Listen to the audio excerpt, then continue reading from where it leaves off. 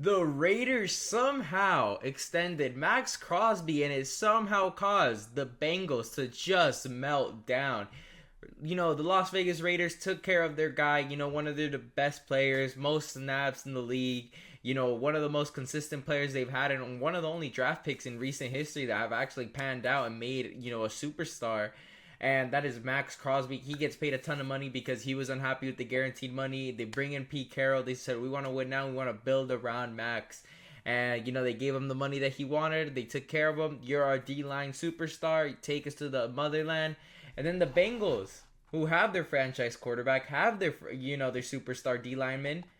One of them, kind of needs a pay. He needs to get paid. And the Bengals are extremely cheap right now. They recently also franchise tagged T. Higgins, who was pretty hyped, considering that he played on the tag. He thought he was going to get a big contract, which he really would have, but then he gets tagged again. Now T. Higgins has a dilemma.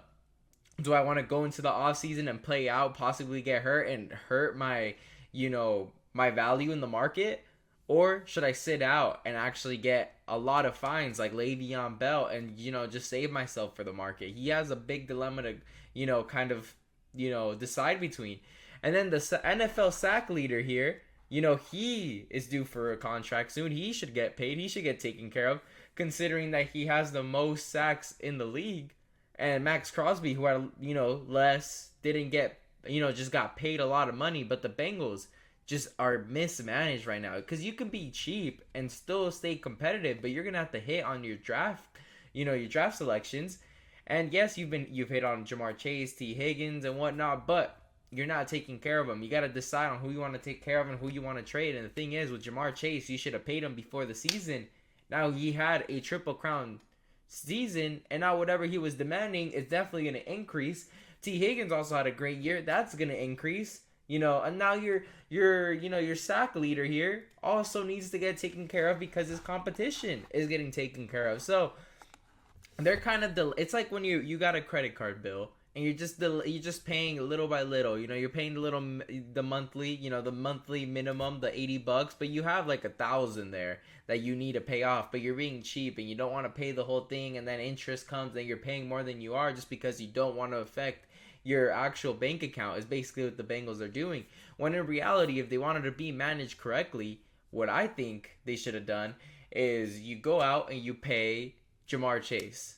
You should have traded T. Higgins, got some draft picks, maybe a player if you wanted to, but T. Higgins would have got you a lot. And you obviously got to keep your sack leader, because not only are you putting up you're putting up a ton of points, you're putting up 40 points, and then you lose 45 to 40. So you kind of don't want to be hurting your defense, even though you're letting go the likes of Jesse Bates. And then you're drafting rookies here, or not a rookie, but you draft this guy in the mid rounds. He looks promising. Whenever he played, 479 yards, 13 yards average, 6 touchdowns, 36 receptions. Obviously, when you're sharing the field with T. Higgins, Jamar Chase, and Gesicki as well, you're kind of having a lot of people to compete with for yards. But to almost get 500 yards, that's kind of impressive. And you kind of want to use more of him, right? You want to use him because he's 2 years into his contract. As a rookie, you get at least 4 years. So you have 2 more years of just controlling him, right? Keeping him on the team. You let go of T. Higgins, who's going to be paid, almost $30 million. Release some cap, and then you have more cap to play with. And and then you go into the draft, maybe get a wide receiver to replace T. Higgins to put him in the third slot. This is the type of things you kind of have to do. Because look at the Eagles. Why are the Eagles winning the Super Bowl? Well, they hit on their first and second round draft pick. Their first and second round draft pick, key to their defense, cheap, year one rookie deals. Lovely. That's why, the Washington Commanders are in a great position, because they've got Jaden Daniels year one. You made the NFC Championship game. And that allows you to go out and get Deebo Samuels. That allows you to go and spend money on the offense or the defense, wherever you would choose, because Jaden Daniels has 4 or 5 years until he has to get paid. And before his contract that he's going to get an extension, obviously he deserves it, comes into effect. CJ Stroud as well. You've got elite quarterbacks on rookie deals. You need to pounce on that. And the Bengals made a Super Bowl. You didn't win it, and that was it. You were competitive all the other years, and now you paid Joe Burrow, which you rightfully had to. And now everybody else is starting to need to get a payment, need to get their contract sorted. And you're going to have to decide and make sacrifices, but you need to build off the draft as well and great contracts.